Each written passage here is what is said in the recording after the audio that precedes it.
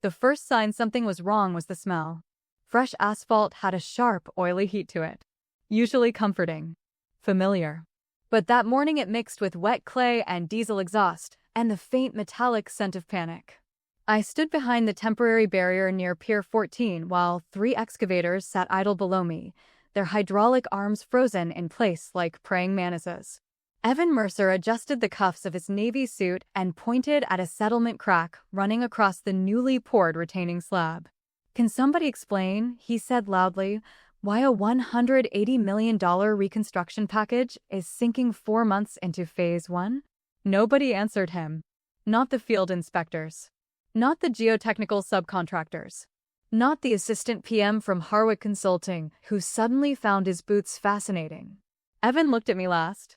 Which was interesting, because 6 months earlier, he'd escorted me out of the same project trailer carrying my coffee mug in a cardboard box. "You still have the old files, right?" he asked. I looked down at the crack. 12 feet long. Hairline at the edges. 3/4-inch depression at center span. Exactly where I knew it would be. Then I looked back at him. "The old files." I said. "No. I have the correct ones." If you enjoy stories where competence finally gets its revenge, hit like and subscribe. Some people inherit titles. Other people hold bridges together without anyone noticing. My name was Claire Holloway, and for 20 years I managed infrastructure projects nobody outside civil engineering ever thought about. Which usually meant I was doing my job correctly. People only notice roads when they fail. Nobody drives over an interchange at 70 miles per hour and thinks about subgrade moisture variance or lateral load transfer. Nobody merges onto an elevated ramp wondering whether the retaining walls are compensating for ancient shale movement beneath the support footings. That was my world. Invisible systems. Quiet corrections. Preventing disasters no one ever knew almost happened. I was 48 when all this started. Senior Infrastructure Project Manager for North Basin Transit and Civil. 20 years with the company. 11 of those spent on the I-407 reconstruction corridor outside Madison County. Officially, the project was a highway expansion and seismic modernization package. 8 miles of elevated roadway, 3 bridge replacements, drainage redesign, and a freight bypass connection tied into state logistics routes. Unofficially, it was a geological nightmare wrapped in concrete. The first anomaly appeared in year 2. Tiny deviations. Less than 0.4 inches. Most engineers would have ignored them because individually they meant nothing. But patterns matter more than moments in infrastructure work. Especially underground. The corridor sat over an old glacial shear zone. Ancient compressed clay layered between fractured limestone shelves. Stable enough under distributed load. Dangerous under concentrated vibration. The soil didn't fail dramatically. It drifted. Slowly. Quietly. Like a sleeping animal rolling over beneath the highway. The original geotechnical reports missed it because the movement cycles were irregular. Seasonal groundwater shifts changed the pressure distribution every few years. Standard modeling software averaged the data and flattened the risk curve. But I noticed something strange during a rain-heavy winter in year 4. Support Pier 9 settled 0.7 inches while adjacent structures remained stable. That should not happen. Not symmetrically. I spent 3 weekends in archived county records reviewing old utility maps and pre-interstate geological surveys from the 1960s. Most of them smelled like mildew and cigarette smoke. Half were handwritten. That was where I found the fault notation. A retired surveyor had marked the soil region with one sentence in blue pencil. Subsurface drift area. Avoid concentrated load sequencing. That sentence saved the project. Probably saved lives too. Over the next 11 years, I quietly redesigned almost every construction phase around that instability. Not officially. Not publicly. Because officially, the state DOT did not want a geological disclosure attached to a $180 million infrastructure corridor already delayed twice by funding disputes. So I adapted the sequencing instead. We redistributed crane staging zones. Shifted material storage points by 40 yards. Altered concrete curing schedules to avoid vibration overlap. Reduced simultaneous pile driving operations during wet season pressure cycles. Small adjustments. Invisible adjustments. The kind nobody noticed because the project kept working. I built a separate load compensation model using historical groundwater data and live stress measurements from embedded sensors beneath the retaining structures. The model wasn't part of the public project software. It ran independently on a secured local server because the state database couldn't process the dynamic variance calculations correctly. I wrote portions of it myself, not the entire platform. I'm not a software engineer, but enough of the logic architecture that only I understood how the predictive weighting interacted with the geological drift variables. Every Thursday night for 11 years, I updated the compensation matrix manually. Nobody asked me to. Nobody even knew I was doing it. That was the strange thing about competence in large organizations.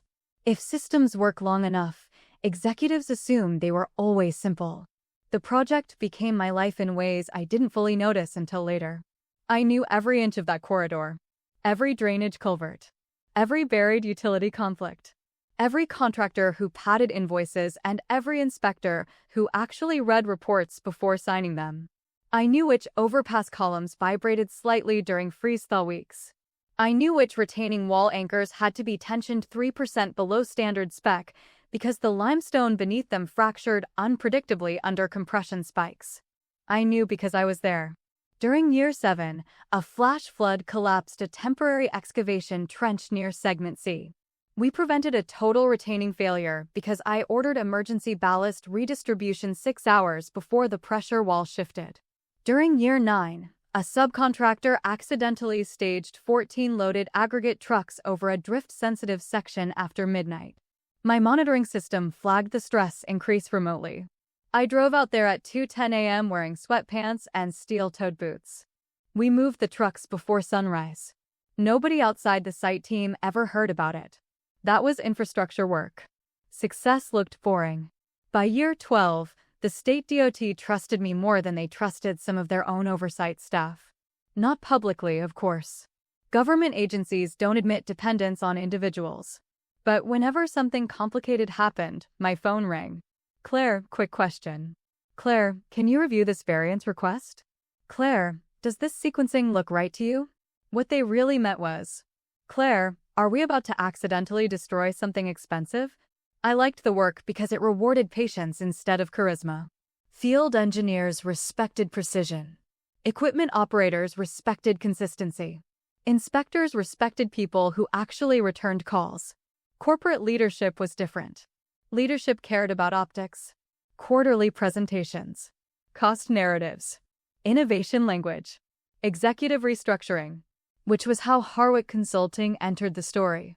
North Basin hired them after a shareholder review criticized legacy operational bottlenecks within infrastructure management. That phrase alone told me everything I needed to know. Nobody who builds roads talks like that. Harwick specialized in transformational project acceleration, which sounded impressive until you realized it mostly meant charging enormous fees to simplify systems they didn't understand. Their lead consultant was a man named Evan Mercer. 41. Perfect teeth. Fitness watch tan line. Expensive haircut designed to look accidental. He wore slim navy suits even on active construction sites. Italian leather boots too clean for mud. White hard hat with custom silver lettering. Evan Mercer. Strategic Delivery Director. Nobody in field operations liked him immediately, which honestly took talent. Construction crews usually give new leadership at least a week before deciding whether they're useless. Evan achieved it in under an hour. His first site walkthrough lasted 19 minutes. He interrupted 3 engineers, called a retaining structure that wall thing, and referred to excavation sequencing as workflow pacing. Then he asked me if the geotechnical variance reports were still necessary at this stage. Still necessary. Like gravity. I remember looking at him while diesel generators hummed behind us and wondering how someone reached executive-level consulting without learning the difference between stable soil and cooperative soil. He had the kind of confidence you develop when no one has ever told you no in a meaningful way. During the second week, he gathered the senior project staff inside the conference trailer for what he called a modernization alignment meeting. The coffee was terrible, burnt and bitter. Someone had microwaved breakfast sandwiches, so the entire trailer smelled faintly like hot eggs and printer toner. Evan stood beside a digital presentation full of colorful arrows and corporate buzzwords. Right now, he said, clicking through slides, this project depends too heavily on legacy process ownership. Nobody spoke. He continued smiling. We need scalable transparency, cross-functional simplification, centralized operational visibility. Darren Cho, our lead structural engineer, leaned toward me and whispered, I think he swallowed LinkedIn. I almost laughed. Evan kept going. Which means no single individual should control mission-critical operational knowledge. There it was. Not subtle. Not even slightly. He looked directly at me. I sipped my coffee. What exactly do you think I control? I asked. He smiled the way executives smile when they believe they're being diplomatic. Oh, nothing inappropriate. But your project adaptation system appears highly personalized. Personalized. Interesting word choice for 11 years of undocumented catastrophe prevention. It works, I said. Yes, he replied. But we don't fully understand why. That sentence stayed with me. Because it was honest. He didn't understand why. Not the roadway. Not the sequencing. Not the compensation model. Not the drift behavior beneath segment D. And people are often most dangerous immediately after admitting ignorance. Over the next month, Harwick began replacing site procedures one layer at a time. Monitoring intervals were reduced from daily to weekly. Material staging buffers were compressed to improve efficiency density.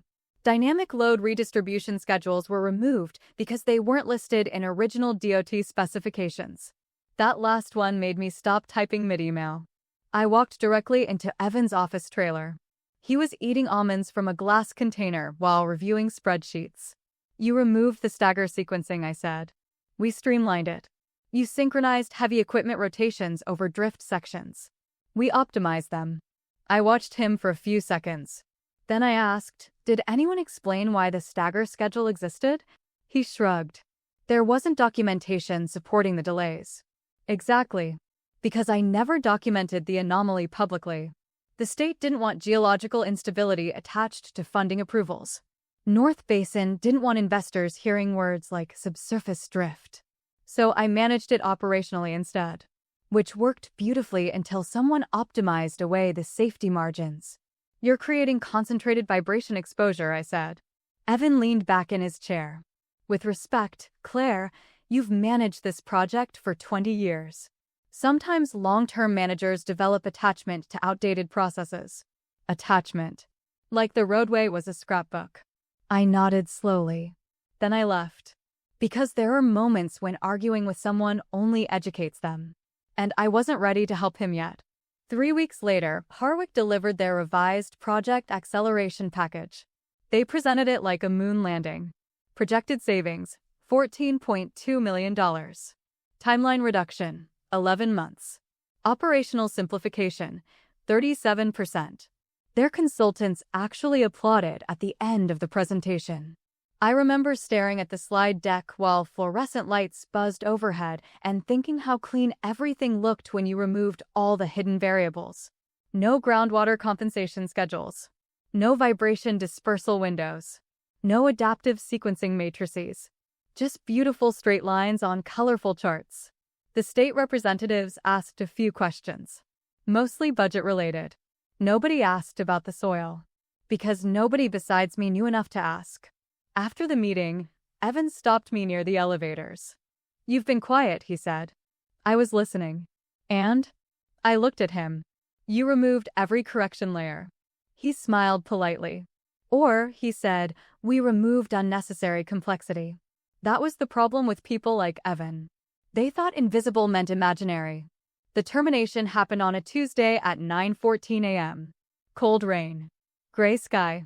Wet concrete reflecting the construction lights.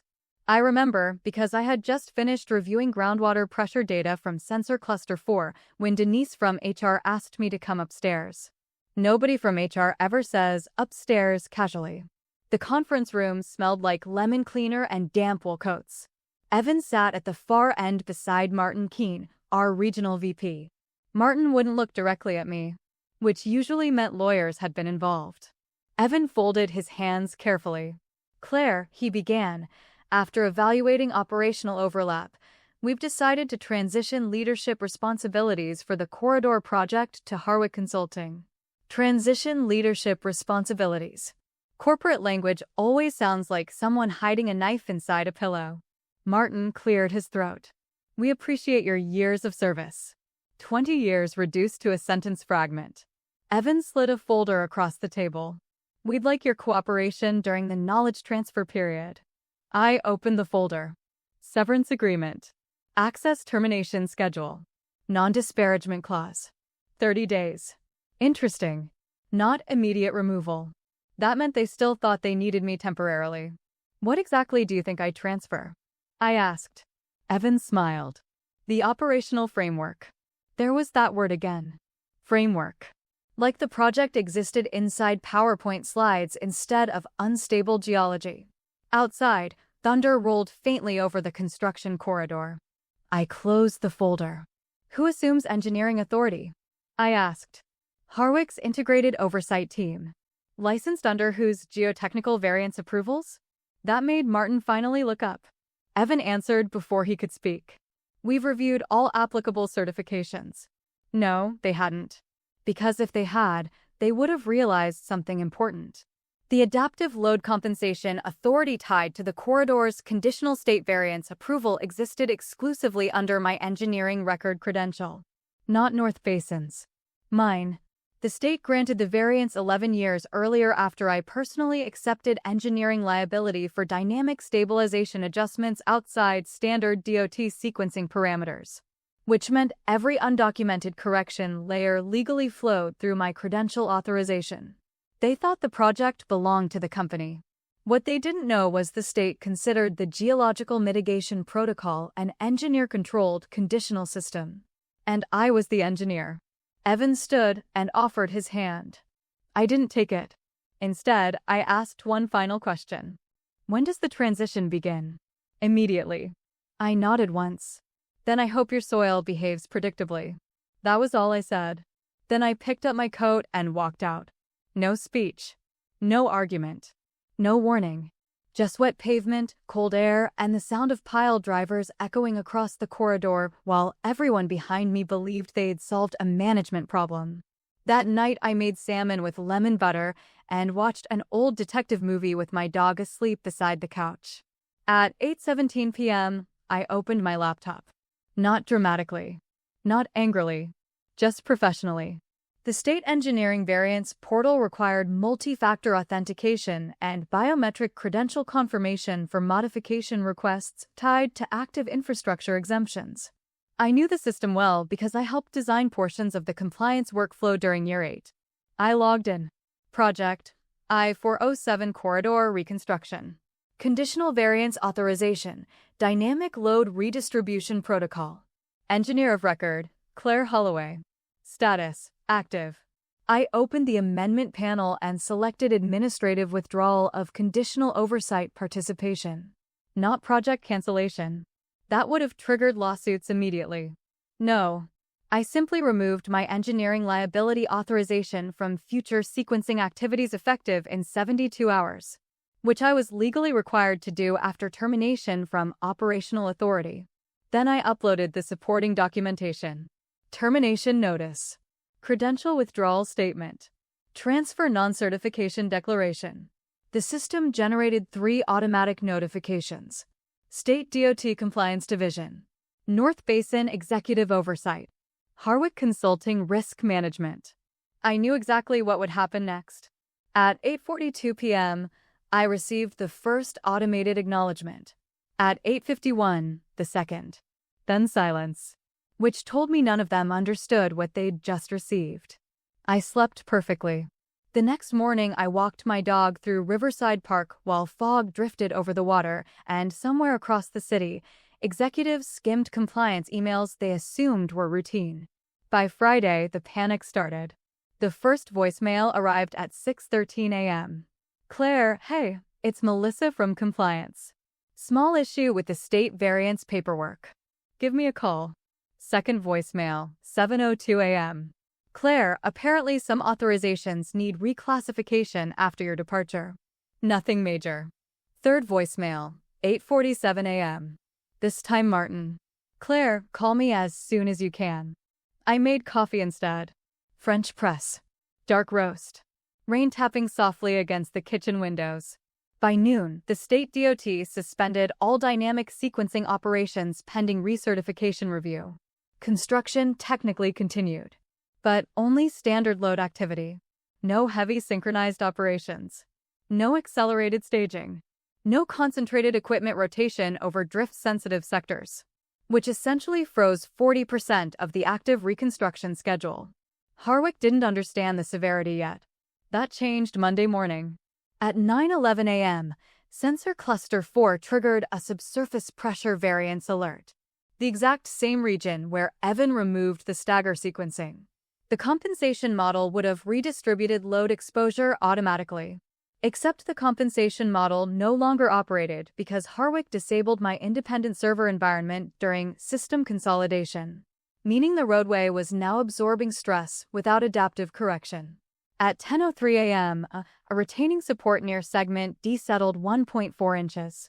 At 10:26, another 0.8. Not catastrophic yet, but enough to trigger mandatory geotechnical review. I received 14 missed calls before lunch. Evan left the fifth voicemail personally. Claire, there seems to be some confusion regarding the stabilization protocol. Confusion. Interesting word for geological failure. By Tuesday, the state inspectors arrived on site. I knew because Darren texted me a photo of 6 DOT vehicles parked outside the operations trailer. Caption. They're asking questions Harwick can't answer. That afternoon, a subcontractor halted pile driving operations after laser alignment systems detected elevation drift outside tolerance. Concrete crews sat idle. Equipment rentals kept billing. Traffic diversion penalties accumulated hourly. Every minute cost money. Infrastructure projects bleed financially when motion stops. Wednesday morning brought the first real disaster. A newly poured support apron near Pier 14 developed visible stress fractures after overnight rainfall increased groundwater saturation beneath the drift zone. Not collapse. Worse. Visible instability.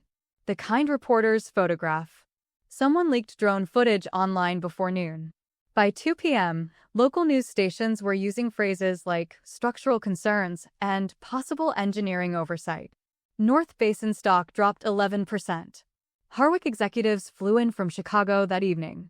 I know because Melissa accidentally called me while trying to reach another Claire in accounting. I heard shouting through the speaker before she hung up. Actual shouting. They said this wasn't documented. How is there no contingency protocol? Find the engineer who built the original sequencing. That part made me laugh quietly into my wine glass. Find the engineer. Like I was missing. Thursday morning, Evan called again. No confidence this time. No polished consultant cadence. Just exhaustion. We need to talk. I didn't answer. He sent 3 emails within 2 hours. Subject: urgent review request. Subject: compliance issue. Subject: please call me. That last one told me everything. Meanwhile, the technical failures multiplied. Harwick attempted to reconstruct the compensation model using archived server backups. Problem: the backups only contained reporting outputs, not the adaptive weighting logic. Because the actual recalibration formulas existed locally within encrypted engineering scripts tied to my credential environment, they found numbers without context, like discovering cockpit instruments without understanding flight controls. Then they hired an outside geotechnical analyst. He lasted 6 hours on site before recommending immediate suspension of concentrated load activity across 3 segments, which effectively erased every accelerated timeline Harwick promised investors. The state DOT escalated oversight Friday morning. Mandatory audit review. Emergency structural reassessment. Third-party liability evaluation. The auditors arrived wearing orange safety vests over business suits. That combination always means financial catastrophe. Darren called me around noon. You know what's scary, he said. What? They still don't understand what you were actually doing. I stood in my kitchen slicing tomatoes for a sandwich. What do they think I was doing? Paperwork. I laughed for a full 5 seconds. Then he said something quieter. Nobody can find the live correction files. There it was. The gut punch. Because of course they couldn't. The adaptive model wasn't just software.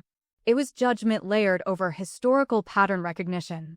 Half the corrections happened because I recognized behavioral anomalies before instruments flagged them. Groundwater drift after rapid thaw cycles. Microsettlement during freight vibration spikes. Load resonance patterns from overlapping crane schedules. The model learned from me because I built it over 11 years. And now it was gone. By week 3, the financial damage became public. Idle contractor penalties, $3.7 million. Emergency stabilization assessments, $5.2 million. State compliance exposure, pending. Harwick still billed $800 per hour during the crisis. That detail circulated through the field offices like a joke people were too tired to laugh at. Then came the rainfall event. 3 consecutive days of heavy spring storms saturated the drift layer beneath segment D beyond projected tolerance. Without dynamic redistribution sequencing, the pressure concentrated beneath 2 active support zones simultaneously. Sensor readings spiked. Emergency crews halted traffic diversions at 2:14 a.m. At 5:32 a.m., Pier 14 settled another 2.1 inches. Not enough to collapse. Enough to terrify everyone. Drone footage hit national industry feeds before sunrise.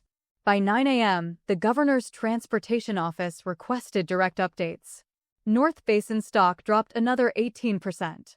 The consulting executives stopped wearing suits on site after that. Interesting detail. Panic changes wardrobe choices. Evan's final voicemail arrived that evening. It sounded like someone speaking while standing inside a hurricane. Claire, listen, okay, I understand now. We made mistakes. But if this stabilization issue isn't corrected immediately, the state could suspend the entire corridor package. We need your help. Need. Not transition. Not streamline. Not optimize. Need. I still didn't answer. Because by then, the state DOT had already contacted me directly. Officially. Deputy Director Helen Navarro called Saturday morning while I was buying strawberries at the farmer's market. Claire, she said, off the record, how bad is this? I selected a container and checked for bruising before answering. That depends. On what? Whether they stopped the synchronized staging near the shear zone. Silence.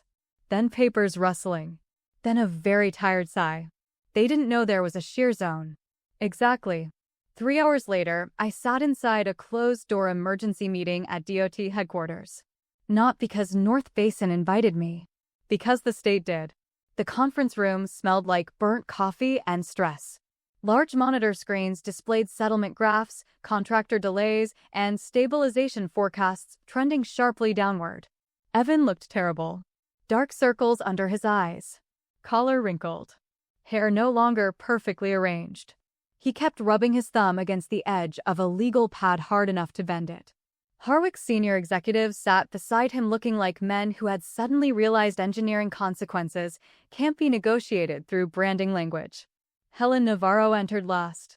She carried a thick binder under one arm and placed it directly in front of Martin Keene. This, she said calmly, is the conditional variance authorization your company apparently failed to read. Nobody spoke. Helen opened the binder.